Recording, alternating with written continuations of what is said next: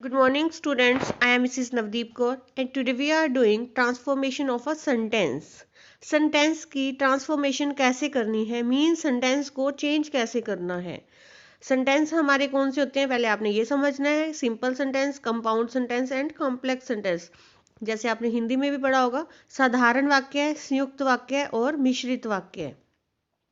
साधारण वाक्य में क्या होता है, एक ही सब्जेक्ट होता है आपका और एक ही वर्ब होती है। और कंपाउंड सेंटेंसेस में क्या होते हैं, जब दो सिंपल सेंटेंसेस मिल जाते हैं तो वो कंपाउंड सेंटेंसेस बन जाते हैं। दो सिंपल सेंटेंसेस को अगर हम किसी चीज से, किसी वर्ड से जोड़ देते हैं तो वो क्या होता है, कंपाउंड सेंटेंस बन जाते हैं।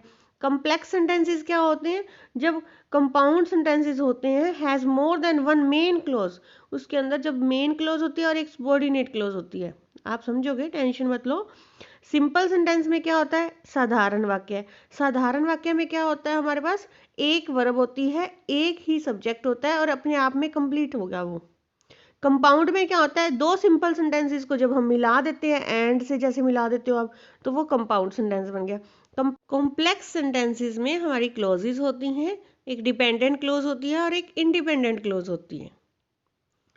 आपने कंफ्यूज नहीं होना, सिर्फ पहले पहचान करनी है कि सेंटेंस कौन सा है। या आपको दिया होगा कि सिंपल सेंटेंस गिवन है तो आपने कंपाउंड बनाना है, कंपाउंड है तो आपने कॉम्प्लेक्स बनाना है। आपने बस सेंटेंस को फॉर्मेशन करना है।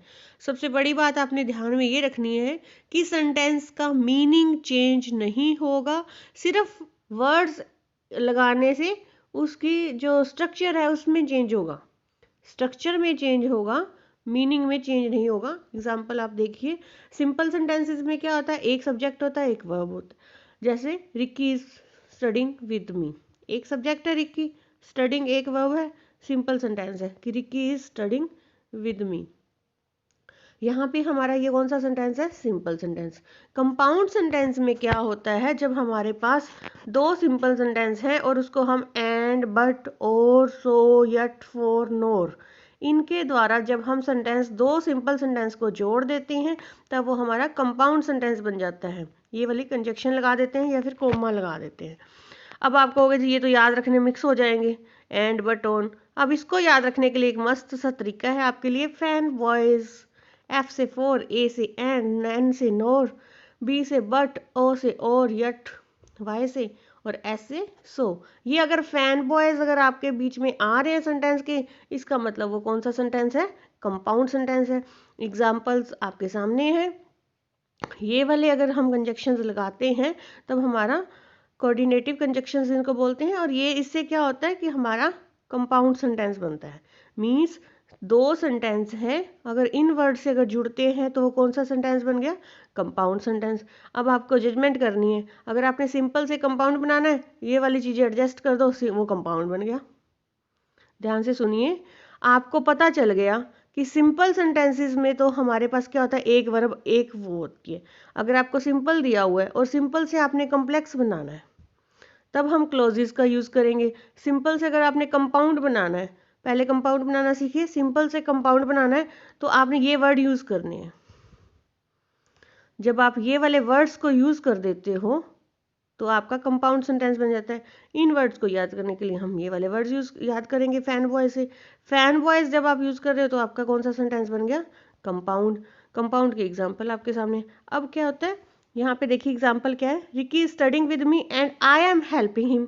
अब आई एम हेल्पिंग एक सेंटेंस है, Ricky is studying with me एक सेंटेंस है, एंड के साथ हमने इनको जोड़ दिया और ये क्या बन गया, कंपाउंड सेंटेंस बन गया। अब बात ये आती है कम्प्लेक्स सेंटेंसेस की।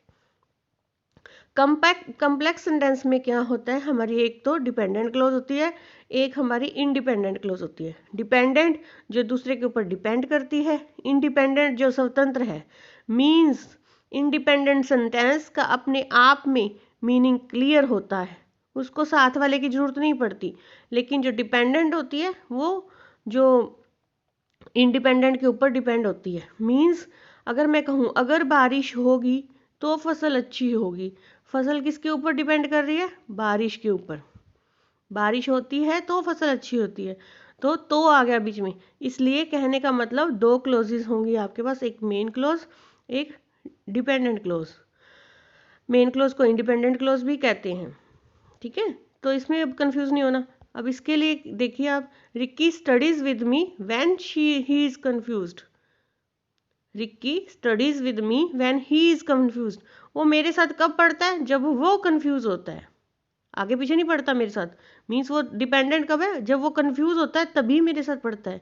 इसलिए ये कौन सा सेंटेंस है? कॉम्प्लेक्स सेंटेंसेस है।